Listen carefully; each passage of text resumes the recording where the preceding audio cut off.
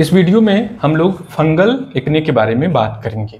तो fungal acne इसको इसलिए बोला जाता है कि ये जो एक्ने होता है एक फंगस की वजह से होता है जिसका नाम होता है मैलेसीजिया। तो साधारणतः जो हम लोग एक्ने देखते हैं वो एक्ने इससे काफ़ी ज़्यादा डिस्टिंक्ट होता है। जो हम लोग सिंपल एक्ने देखते हैं तो उसमें क्या होता है कि जो ऑयल ग्लैंड्स होती हैं उनकी हाइपरट्रॉफी हो जाती है, उसमें एक बैक्टीरिया होता है, उसका सेकेंडरी इन्फेक्शन होता है जिसका नाम होता है पी एक्नीज। लेकिन उसी से मिलती जुलती हुई प्रॉब्लम और काफी ज्यादा कंफ्यूजन पैदा करने वाली प्रॉब्लम होती है फंगल एक्ने। तो हमारे स्किन पे एक फंगस होता है मैलेसीजिया। हर व्यक्ति के चमड़ी पर ये जो फंगस होता है ये नॉर्मल सहजीवी के तौर पर होता है और कुछ विशेष परिस्थितियों में ये जो होता है हमारी स्किन में बीमारियां पैदा करने लगता है, जिसमें 3 बीमारी प्रमुख रूप से देखी गई है। एक तो होता है जो सेहुला नाम से जाना जाता है, काफी लोग उसको जानते हैं, उसको मेडिकल टर्म में बोला जाता है पिट्रियासिस वर्सिकोलर। दूसरा जो होता है डैंड्रफ की समस्या होती है जिसको बोला जाता है सेबरिक डर्मेटाइटिस। तीसरा होता है फंगल एक्ने। तो ये 3 परेशानियां इस फंगस से एसोसिएटेड देखी गई है।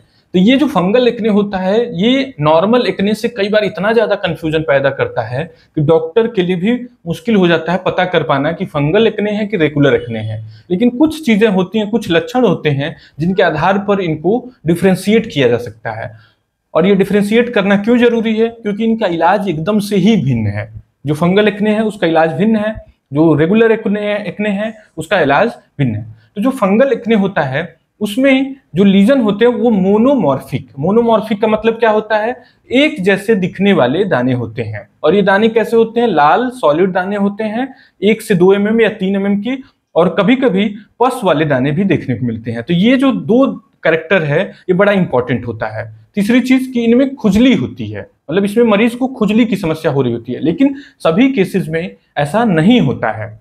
और जो नॉर्मल पिंपल्स होते हैं वो यूजुअली सामान्यतः पॉलीमॉर्फिक कैरेक्टर के होते हैं, जैसे कि पस वाले दाने हुए, कमेडोन्स हुए जिसको ब्लैक हेड्स बोला जाता है, व्हाइट हेड्स देखने को मिल जाते हैं, सिस्ट देखने को मिल जाते हैं, एब्सेस देखने को मिल जाता है। मतलब कि मल्टीपल वैरायटी के लीजन एक ही मरीज में देखने को मिल जाता है। लेकिन ऐसा हमेशा जरूरी नहीं है। एक्ने में भी मोनोमॉर्फिक लीजन देखने को मिल सकते हैं, बिल्कुल एक जैसे दिखने वाले, और कभी कभी फंगस में जो लाल दाने हैं उनके साथ पस वाले दाने भी देखने को मिल जाते हैं। और ये कठिनाई तब और ज्यादा हो जाती है जब मरीज में दोनों तरह की प्रॉब्लम एक साथ हो। जैसे ऐसे हो सकता है कि मरीज में फंगल एक्ने के साथ साथ रेगुलर एक्ने के लीजन भी हों। तो ये स्थिति में और मुश्किल हो जाती है डॉक्टर के लिए भी ऐसा अलग कर पाना, और ट्रीटमेंट भी थोड़ा कॉम्प्लिकेट हो जाता है। और पिंपल्स को तो लोगों के जनरल सोसाइटी लोगों की नजर में तो ऐसा है कि पिंपल बड़ी साधारण सी समस्या है और इसको ठीक होने में 2 महीने 3 महीने या 4 महीने लग रहे हैं। तो लोगों के लिए बड़ी आश्चर्य वाली बात होती है कि पिंपल्स में जब वो तो पिंपल समझते हैं, उन्हें तो मतलब है नहीं कि फंगल है कि बैक्टीरियल है कि क्या क्या कैटेगरी का है। जब टाइम लगता है तो वो आश्चर्य करने लगते हैं, विशेष करके जब कोई बच्चा आता है उसके पेरेंट्स साथ में आते हैं तो कहते हैं इतना दिन लग गया, ठीक नहीं हो रहा है। तो ये इसी वजह से कि कुछ केसेस कॉम्प्लेक्स केसेस होते हैं। तो जो फंगल एक्ने होते हैं वो नॉर्मल एक्ने की तरह ही जो कॉमन बॉडी साइट है, इंक्रीज्ड सीबेसियस ग्लैंड एक्टिविटी वाली जो साइट है जहां तेल ज्यादा बन रही है जिस चमड़ी में, जैसे चेहरे पे, गर्दन पे, पीठ पे, छाती पे, पीठ के निचले हिस्से में भी कभी कभी पूरा पीठ भरा हुआ देखने को मिलता है। तो वहां पर छोटे छोटे लाल दाने या फिर पस वाले दाने देखने को मिल जाते हैं और इनमें खुजली होती है। लेकिन खुजली हर मरीज में नहीं होगी। खुजली होती है तो वो इंपॉर्टेंट क्लू होता है कि खुजली नहीं है तो भी ऐसा नहीं है कि फंगल एक्ने रूल आउट हो गया। तो फंगल एक्ने किनको होता है, क्या कारण होता है इसके होने का? तो फंगल एक्ने देखा गया है कि जैसे साधारण पिंपल्स है उसी तरह से एडोलेसेंस में, मतलब कि जो सीबेसियस ग्लैंड जब एक्टिव फेज में होता है तो उस समय भी फंगस एक्ने ज्यादा देखने को मिलता है, जैसे पिंपल्स देखने को मिलता है। इसी तरह जो हॉट एंड ह्यूमिड क्लाइमेट है, मतलब कि जो गर्म इलाके हैं जहां पसीने ज्यादा निकल रहा है, तो उन जगहों पर भी फंगल एक्ने देखने को मिल जाता है। जो मरीज इम्यूनोसप्रेसेंट्स पे हैं, ओरल स्टेरॉइड्स पे हैं, जैसे कि प्रेडनिसोलोन, मिथाइल प्रेडनिसोलोन, तमाम तरह की इम्यूनिटी को वीक करने वाली दवाइयां चल रही हैं शरीर में, जैसे एजाथायोप्रिन या इस तरह की कोई और भी दूसरी इम्यूनोसप्रेसेंट। इसी तरह से कोई मरीज यदि लंबे समय तक एंटीबायोटिक्स पे हो, विशेष करके जो टेट्रासाइक्लिन ग्रुप के एंटीबायोटिक हैं जैसे डॉक्सीसाइक्लिन या मिनोसाइक्लिन, तो उनमें देखा गया है कि फंगल एक्ने ज्यादा होता है। इसी तरह से जो ऑक्लूसिव, मतलब जो पोर्स को ब्लॉक करने वाले कॉस्मेटिक्स होते हैं, तो वो भी फंगल एक्ने पैदा कर सकते हैं। तो ये सब कारण देखने को मिलता है फंगल एक्ने के पीछे। नेक्स्ट चीज आता है कि क्यों ना हम पहले ही क्लियर कर लें कि फंगल एक्ने है कि रेगुलर एक्ने है, मतलब कि कोई टेस्ट हो उसी को कर करके आगे बढ़ा जाए। तो यहाँ पर भी कुछ चैलेंजेज हैं, जैसे कि यदि आपने डॉक्टर ने फंगल एक्ने सस्पेक्ट किया तो एक टेस्ट होता है रेगुलर टेस्ट जिसको बोला जाता है potassium hydroxide KOH mount, KOH staining simple term में बोला जाता है। तो उसमें सभी केसेस में फंगस के स्पोर्स नहीं देखने को मिलते हैं, हालांकि वो मददगार टेस्ट है। और यदि लीजन को एक्सट्रिपेट करके या जो सॉलिड पैप्यूल है उससे मटेरियल निकाल करके माइक्रोस्कोप में देखा जाए तो यील्ड थोड़ी बढ़ जाती है, तो इससे काफी मरीजों में हेल्प मिल जाती है, लेकिन सभी मरीजों में नहीं हेल्प मिलती है। इसी तरह से वुड्स लैंप एक विशेष प्रकार का लैंप होता है, उसकी मदद से भी डॉक्टर जो होता है बना लेता है डायग्नोसिस, लेकिन अगेन ये भी सभी मरीजों में हेल्प नहीं करेगा। जो टेस्ट जो सबसे ज्यादा हेल्पफुल होता है उसको बोला जाता है बायोप्सी, मतलब कि छोटे से टुकड़े की स्लाइड बनाया माइक्रोस्कोप में देख लिया।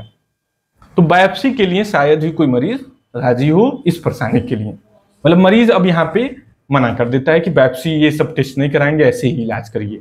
तो जो सबसे अच्छा टेस्ट था वो मरीज उसको एक्सेप्ट नहीं कर पाता है।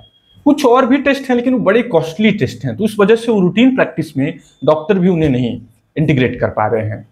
कुछ स्पेशल स्टेन्स आते हैं जो कि काफी पॉजिटिव यील्ड देते हैं, लेकिन उन्हें कॉस्ट की वजह से ही नहीं यूज किया जा पा रहा है। तो अधिकांश केसेस में डॉक्टर जो होता है अपना क्लिनिकल स्किल लगाता है, थोड़ा बहुत टेस्ट का मदद लेता है और फिर ट्रीटमेंट भी बीमारी की डायग्नोसिस बनाने में कंफर्म करने में मदद करता है। कि जैसे कि डॉक्टर को सस्पिशन हुआ कि फंगल एक्ने है तो फंगस की दवाइयां दी जाएंगी, तो वो दवाइयों से जब मरीज का प्रॉब्लम ठीक होगा तो इससे फर्दर कंफर्म हो जाएगा, मतलब एक तरह से ट्रायल की तरह से भी हो गया। जैसे आपको सस्पिशन हुआ कि फंगल एक्ने है तो उसमें डॉक्टर ने एंटी फंगल दिया तो उससे बीमारी ठीक होने लगी, मतलब कि और कंफर्म हो गया कि फंगल एक्ने ही है। तो ऐसे चीजें वर्क करती हैं। तो इसमें तो सबसे जो महत्वपूर्ण दवाई के तौर पे आती हैं वो तमाम तरह की एंटी फंगल क्रीम्स अवेलेबल हैं अभी, और तमाम तरह के एंटी फंगल शैम्पूज अवेलेबल हैं, जैसे कि ketoconazole cream, clotrimazole, miconazole, ciclopirox, इसी तरह से एबरकोनाजोल, सर्टाकोनाजोल, इसकी पूरी लंबी लिस्ट है।